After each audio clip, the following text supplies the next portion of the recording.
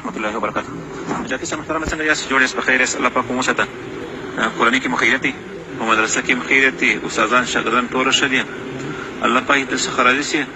جاکي صاحب دغه د دروازې موضوع کو تقریبا موږ پرون د دغه واتساپ د طریقې څخه خبر سو، نو رسمي چې مرسونه کوشش وکړي پاکستاني لوري سره موږ ته هېڅ معلومات نه دي سوي، نه دي زموږ سره رابطه نیولې ده په دې هکله باندې پاکستاني لوري، او موږ چې کوم کوشش کړی دي خو دوی موږ ته په دې هکله باندې د ناخبري خبره کوي چې موږ په دې موضوع باندې ناخبره یو.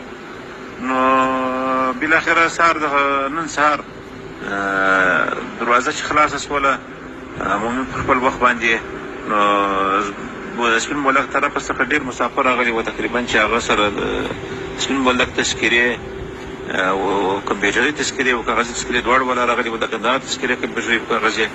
نو کسان چې ټول روان سوله بس چې دروازه واوښته بېرته ټول مکمل پاکستاني لوري را واپس که، او کوم شناکاټو والا چې و د چمن شناکاټ والا و هغه کسان هم ټول را واپس که، هېڅ چا ته اجازه نه ده ورکړې، او پاته سو د چمن له طرفه څخه هم څوک نه دی راغلی، نو په شناکاټ راغلی دي هغه ټول هغه طرف ته چې موږ معلومات وکړي په هغه کمپیوټران دي که کومه ساحه ده د لرې صاحب هغه ساحه کې ټوله راګرځولي دي.